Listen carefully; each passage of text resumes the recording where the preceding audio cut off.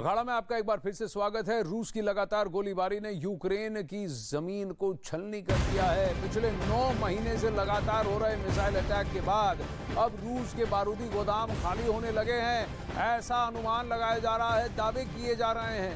America ने दावा किया है कि रूस हर रोज 20,000 गोला बारूद का प्रयोग कर रहा है, जो उसके उत्पादन से कई गुना ज्यादा है।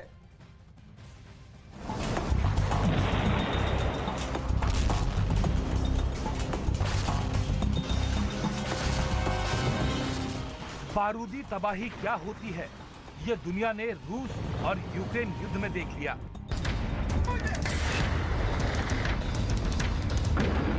जहां उन हथियारों ने मैदान में दम दिखाया जिसका जिक्र हर किसी ने सिर्फ किताबों में सुना था। ड्रोन की बर्बादी की तस्वीर ने लोगों में डर भर दिया। रूस के बारूद की गंध यूक्रेन के कोने कोने में बस गई। इस जंग में रूस ने बारूदी बारिश जरूर की, लेकिन इसका नतीजा उसे अब तक जीत नहीं दिला सका। पश्चिमी मीडिया में अब दावा किया जा रहा है कि रूस रोजाना यूक्रेन के खिलाफ 20,000 गोले बारूद का इस्तेमाल कर रहा है। 4 दिसंबर को रूस ने सुमी ओब्लास्ट पर 60 से ज्यादा बार गोलीबारी की। रूस की बारूदी हुंकार ने उसके गोदामों को खाली कर दिया है।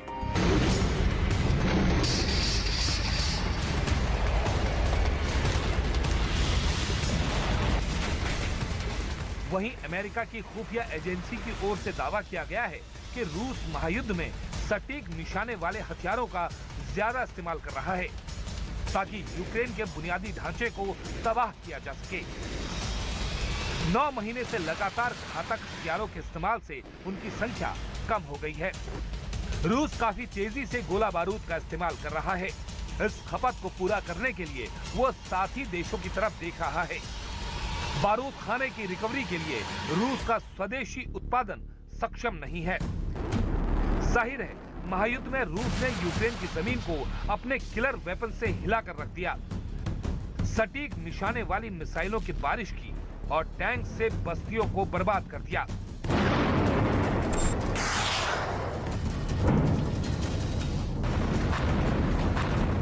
बारूदी इस गुबार के बीच यूक्रेन के रक्षा मंत्री ने बड़ा दावा किया है। उनके मुताबिक रूस के पास अब कुछ ही मिसाइलों का स्टॉक बचा है।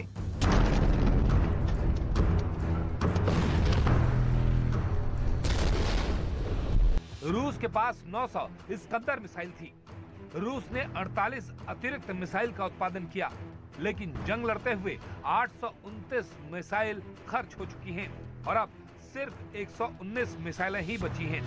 जंग की शुरुआत में रूस के पास 8000 S-300 थे। युद्ध में करीब 1020 मिसाइलों का रूस ने इस्तेमाल किया। बारूदी गोदाम में अब सिर्फ 6980 मिसाइल बची हैं। इस दौरान इनका उत्पादन नहीं हुआ। रूस के पास 500 कैलिबर मिसाइलें थी।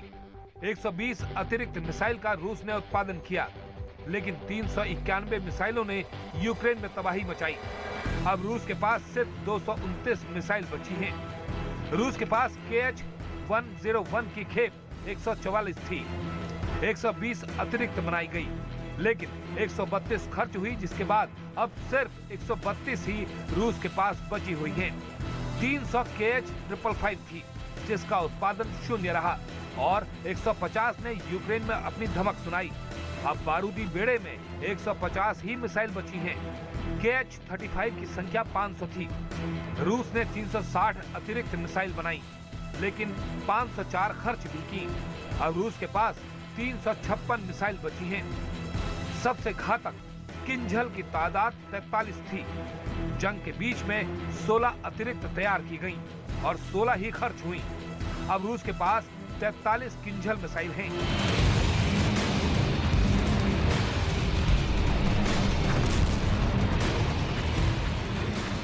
दावे के मुताबिक हर मिसाइल का उत्पादन कम और इस्तेमाल ज्यादा किया गया है। नतीजा ये रहा कि रूस के बारूदी बंकर में रखे हथियार कम होने लगे। अब रूस को उम्मीद है कि साथी देशों से जो बारूदी मदद मिलेगी उसे वो जंग में इस्तेमाल करेगा, तो यूक्रेन हर रोज होने वाली तबाही के बीच में अपना मुस्तकबिल तलाश रहा है।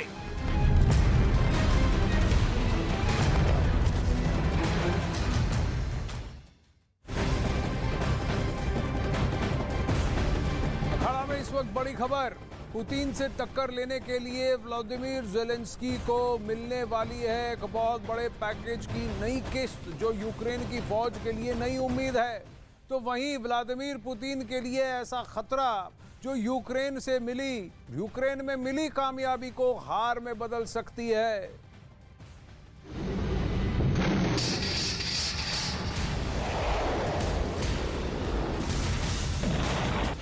ज़ेलेंस्की की आंखें चमक उठेंगी जब उनको पता चलेगा कि अमेरिका से हजारों करोड़ की फिर बारिश होने वाली है।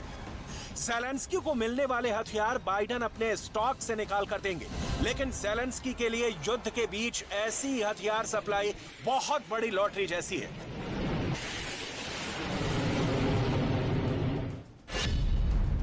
ज़ेलेंस्की का दिल जोश से धक धक करने लगेगा जब उन्हें पता चलेगा कि टैंक से लेकर कई मिसाइल उनको मिलने वाली है। ज़ेलेंस्की की फौज रूस को हराने के बड़े बड़े दावे कर रही है और अब हथियारों की नई खेप पर अमेरिका में जब से चर्चा तेज हुई है, यूक्रेन का हौसला बढ़ गया है।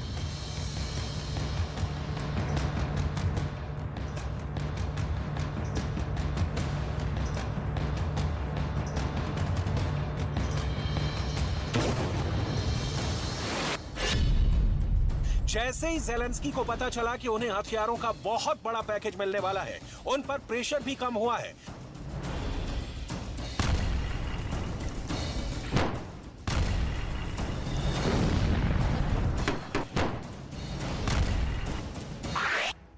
पुतिन से टक्कर लेने के लिए ज़ेलेंस्की को मिलने वाली है एक बहुत बड़े पैकेज की नई किस्त, जो यूक्रेन की फौज के लिए नई उम्मीद है। तो पुतिन के लिए ऐसा खतरा जो यूक्रेन में मिली कामयाबी को हार में बदल सकती है। जिन हथियारों पर ज़ेलेंस्की की नजर है, उसकी फहरिस्त हमारे पास है। पहला है NASAMS, यानी वो एयर डिफेंस सिस्टम जो ज़ेलेंस्की के पास पहले से है और अब इसकी मिसाइलों की अगली खेप ज़ेलेंस्की तक पहुंच सकती है। अमेरिका अब ओमान और कतर को दिए जाने वाले NASAMS की सप्लाई यूक्रेन की तरफ मोड़ सकता है, यानी अमेरिका ज़ेलेंस्की को बचाने के लिए पश्चिम एशिया में तैनात होने वाले अपने NASAMS एयर डिफेंस सिस्टम को यूक्रेन को दे सकता है। इसके मायने ये हैं कि बाइडेन पर भी बहुत ज्यादा प्रेशर है और उनका हथियार गोदाम भी यूक्रेन की वजह से खाली होने लगा है। अभी अमेरिका ने यूक्रेन को 8 NASAMS सिस्टम का वादा किया है। नवंबर में ही 2 तैनात भी कर दिए गए हैं।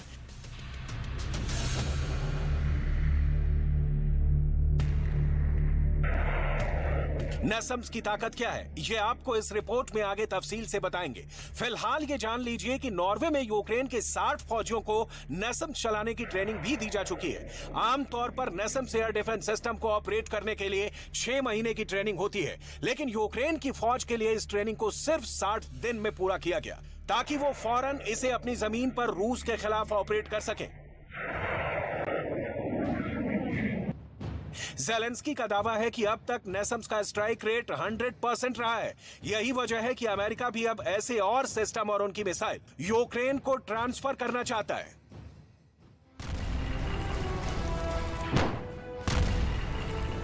ज़ेलेंस्की के एयर डिफेंस यूनिट को नई ताकत दी जा रही है, लेकिन वो सब सेकंड हैंड ही है।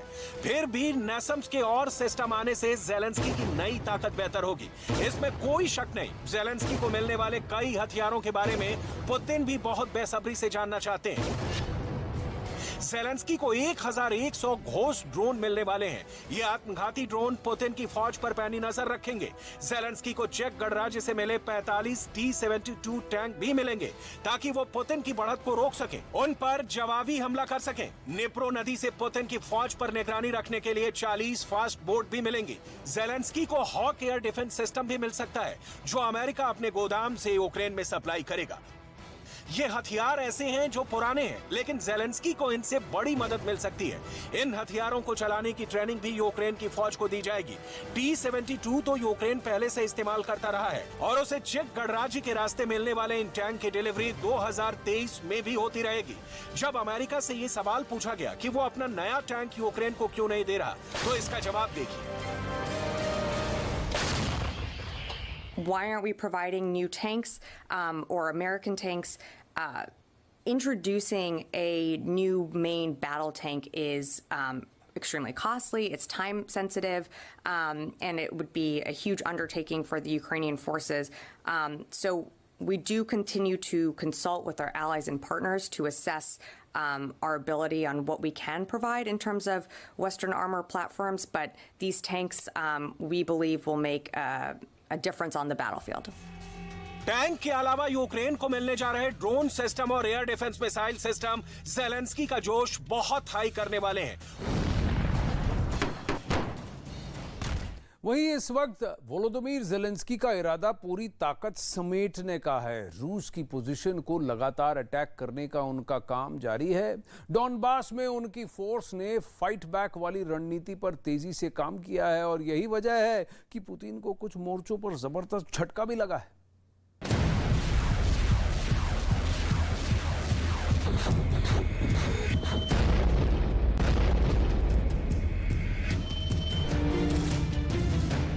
ये बातें बाइडन भी जानते हैं कि पुतिन का प्लान क्या है। फ्रांस के राष्ट्रपति से मुलाकात के दौरान बाइडन ने पुतिन को लेकर क्या कहा, उनका बयान अमेरिका की रणनीति बहुत हद तक साफ कर देता है। There's one way for this war to end, the rational way. Putin to pull out of Ukraine, number one. But it appears he's not going to do that. He's paying a very heavy price for failing to do it, but he's inflicting incredible carnage on the civilian population of Ukraine, bombing nurseries, hospitals, children's homes. It's sick what he's doing. But the fact of the matter is, I have no immediate plans to contact Mr. Putin. Mr. Putin is, let me choose my words very carefully. I'm prepared to speak with Mr. Putin if, in fact, there is an interest in him deciding he's looking for a way to end the war. He hasn't done that yet.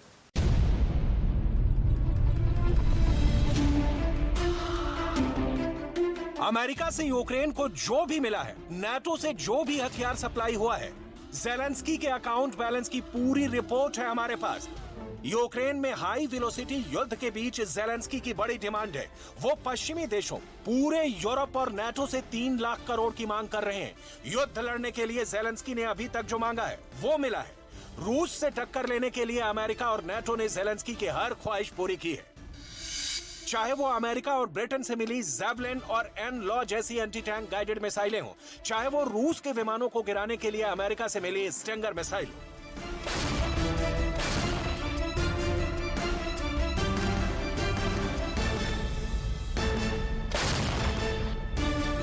चाहे वो रूस की military position पर बमबारी के लिए America के HIMARS rocket system हो। हाइमर्स ने खेरसोन पर वापस कब्जा हासिल करने में यूक्रेन की बहुत मदद की है और यही वजह है कि ज़ेलेंस्की का ये फेवरेट हथियार है। हालांकि आर्टिलरी के मामले में वो अमेरिका के ही तोप पर पूरी तरह से निर्भर है। इनमें अमेरिका से ही मिली M777 तोप और उसके हजारों गोले शामिल हैं। वहीं ज़ेलेंस्की को पोलैंड और चेक गणराज्य से T-72 टैंक भी मिले हैं। इस वक्त ज़ेलेंस्की का इरादा पूरी ताकत समेटने का है। रूस की पोजीशन को लगातार अटैक करने का उनका काम जारी है। डॉनबास में उनकी फोर्स ने फाइट बैक वाली रणनीति पर तेजी से काम किया है और यही वजह है कि पुतिन को कुछ मोर्चों पर जबरदस्त झटका लगा है।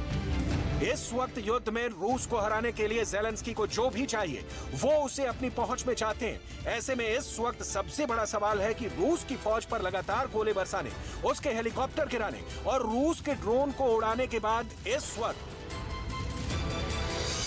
ज़ेलेंस्की का गोदाम कितना भरा है, कितना खाली है और 3 लाख करोड़ से वो क्या क्या करना चाहते हैं। 3 लाख करोड़ में ज़ेलेंस्की किसका गोदाम भरेंगे? यूक्रेन के युद्ध में ये बहुत बड़े सवाल हैं। खेरसोन में पुतिन हार चुके हैं। ऐसे में अब पुतिन ने नदी के पार अपना झंडा बरकरार रखने पर फोकस बढ़ा दिया है। यूक्रेन का दावा है कि पुतिन को यहां से भी पीछे हटना पड़ेगा।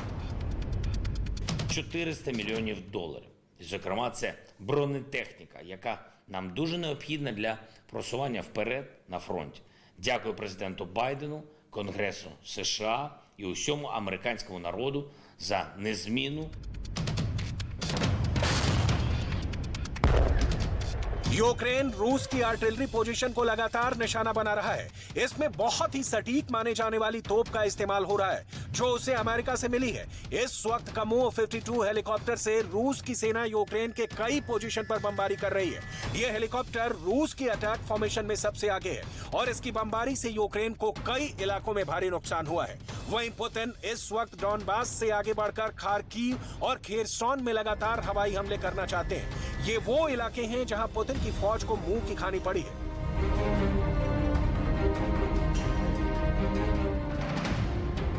इनमें एक है कमो 52 हेलीकॉप्टर, जिसने पूरे डॉनबास में रूस के हेलीकॉप्टर अटैक की कमान संभाली हुई है।